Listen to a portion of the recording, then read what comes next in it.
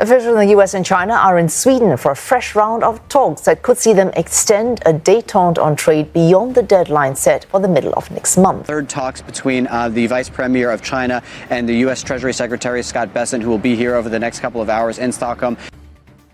After sealing a deal with the European Union, Donald Trump is now turning his sights on China. This week, US and Chinese officials are meeting in Sweden, aiming to extend their fragile tariff truce before it expires on August 12th. The talks are quiet, but the stakes are enormous. And this time, the battlefield looks very different. Inside the Stockholm talks, both sides bring heavy demands. Washington wants Beijing to commit to opening its banking and investment sectors, cut down imports of Russian and Iranian oil, and buy more US energy and food.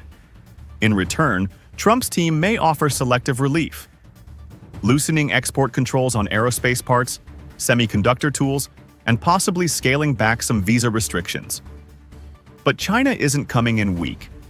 It still holds the cards on rare earth minerals, critical for US tech and defense manufacturing. While companies like MP Materials are trying to build domestic supply, experts like David Riedel point out that meaningful alternatives are years away. Beijing can, and likely will, use that leverage. More importantly, the 90-day tariff truce is set to expire on August 12th. If no agreement is reached, tariffs on Chinese goods could return to 55%, or even the earlier level of 145% that had been imposed during previous rounds of escalation. That possibility looms large over the talks. The effects of current tariffs are already showing.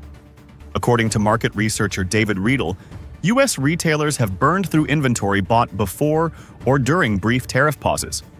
Now, with new shipments priced under 55% tariffs, the cost is hitting store shelves just as the holiday season approaches. If no progress is made in Sweden, American consumers could feel the squeeze, not in theory, but in real numbers. Toys, electronics, apparel, all are likely to become more expensive. And unlike past years, companies are less willing or able to absorb the cost. This brings the pressure back home. Trump needs a visible victory, but one that doesn't spark backlash from voters staring at rising prices just months before major political milestones. Quite honestly, I think Beijing's position is hardening. They've seen how the administration treated our allies like Canada and Ukraine with the dress down of Zelensky in the Oval Office.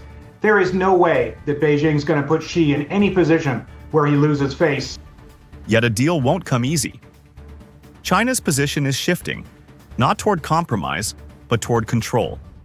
Officials in Beijing have been watching how Washington has handled its allies, including a highly publicized Oval Office dressing down of Ukraine's President Zelensky.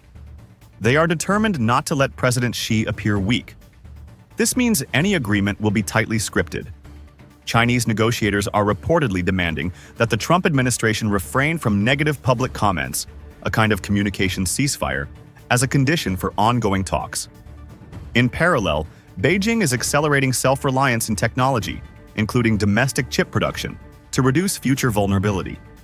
Trump may still secure a headline deal, enough to claim progress and avoid a tariff spike. But the deeper questions, trust, enforcement, long-term structural change, remain unanswered. In Canada, Prime Minister Mark Carney is navigating a tense moment with strategic patience.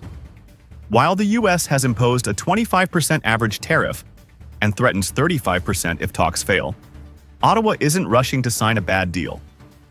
Unlike some partners, Canada is opting not to trade long-term economic sovereignty for short-term relief. Instead, Carney is preparing for the USMCA 2026 review, building leverage rather than conceding under pressure. Trump's trade playbook is moving fast. The EU is signed, Canada is waiting. And now, all eyes are on Sweden. What comes out of these US-China talks may not resolve the deeper rifts, but it will set the tone for what comes next, not just in tariffs, but in how global power is exercised through trade. At all, and every one of Donald Trump's letters to these countries, every one of them in the last line says, and I, Donald Trump, can change any of these tariffs at any time, depending on, and this is the word he uses, our relationship with that country.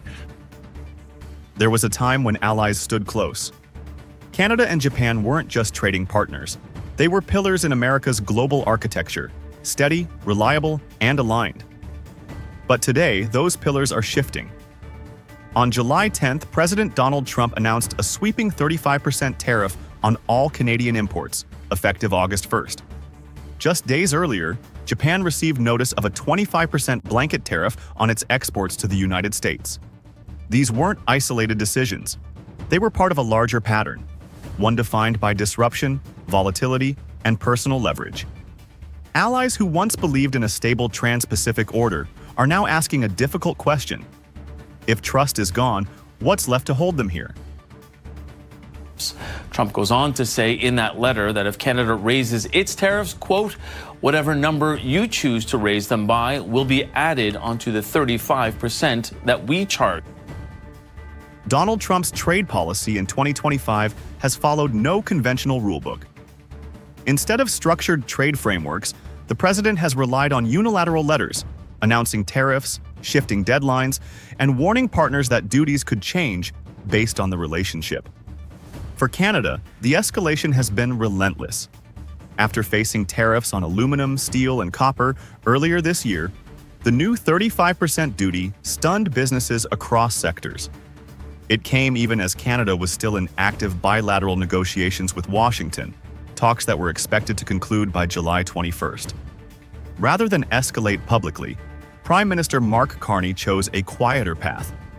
Behind closed doors, his team worked to contain the fallout, while simultaneously moving Canada's economic focus outward.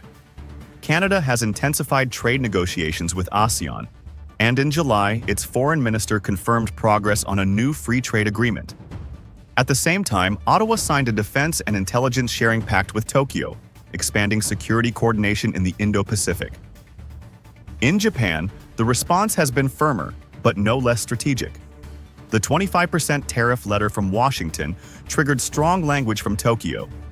The Japanese government rejected what it called economic coercion and emphasized its commitment to protect domestic industries and employment. Yet even as negotiations with the U.S. continue, Japan is not waiting.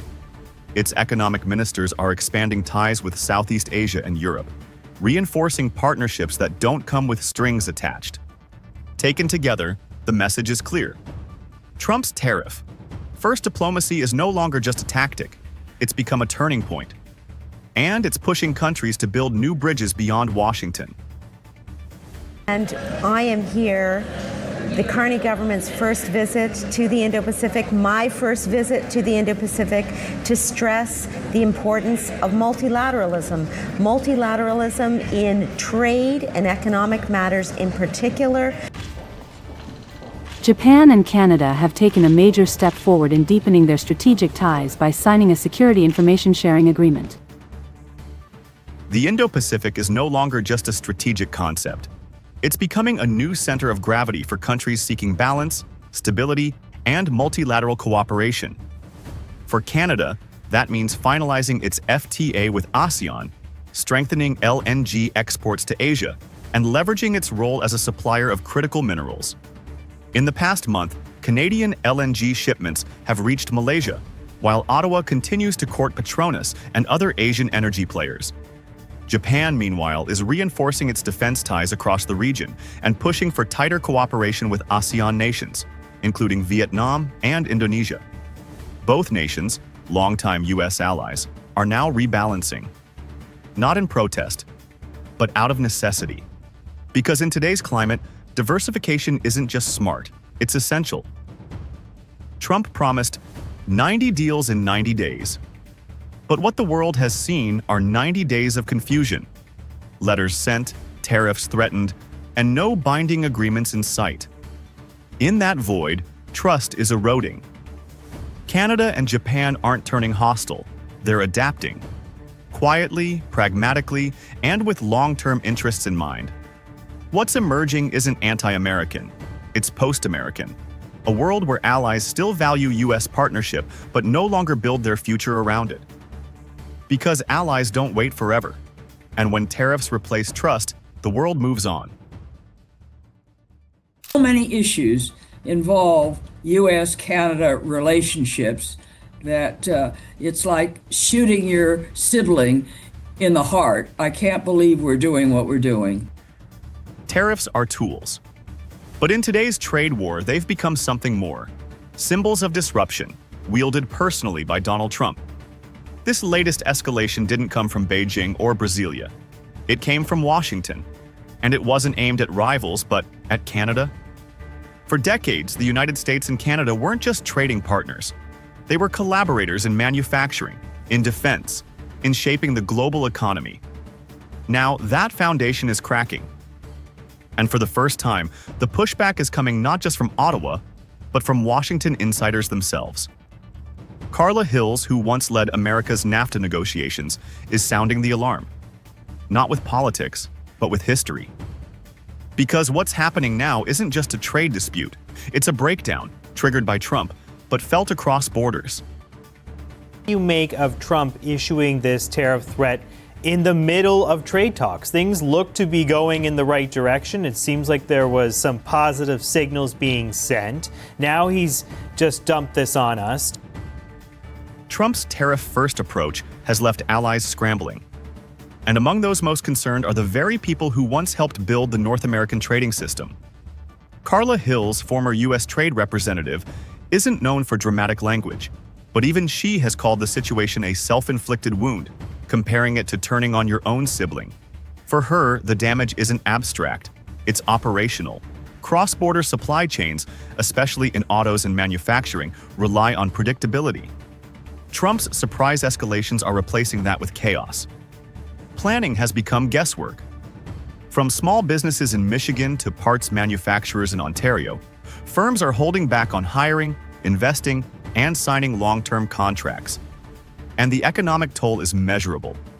A Yale study in July 2025 projected the disruption could cut Canada's GDP by 2.1% and cost American households over $2,500 annually due to inflation.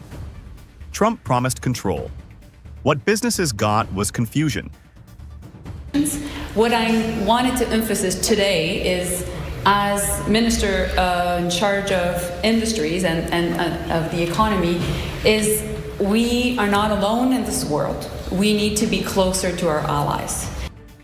Instead of reacting emotionally, Canada is shifting strategically and sending a message that it won't wait for Trump's mood to change. Just weeks before the latest escalation, Prime Minister Carney signed a new agreement with the European Union. More than a trade deal, it includes coordination on industrial policy, defense, and strategic industries. This wasn't a press stunt, it was a pivot.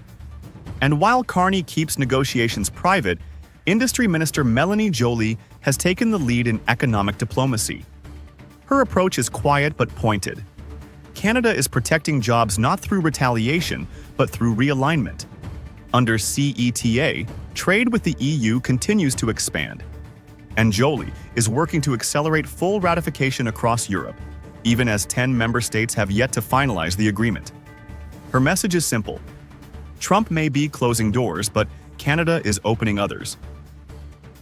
The longer Trump leans into unpredictability, the more Canada leans out. What began as a dispute is fast becoming a divorce. Ottawa is meeting with Berlin, Brussels, and Paris, building alternative supply chains and co-investment pathways that exclude the U.S.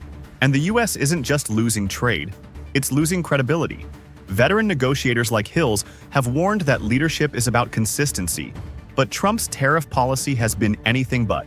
And with each new escalation, that inconsistency drives partners further away. Canada isn't just adjusting, it's repositioning structurally and strategically for a post-Trump economic landscape. Trade is more than numbers, it's trust. And once that trust is broken, through chaos, threats, or shifting rules, rebuilding it isn't simple. Trump may see tariffs as leverage, but his former allies now see them as warnings. Canada is adapting. Europe is welcoming. And if this trend holds, Trump's greatest legacy may not be manufacturing revival, but the fragmentation of a continent-spanning alliance.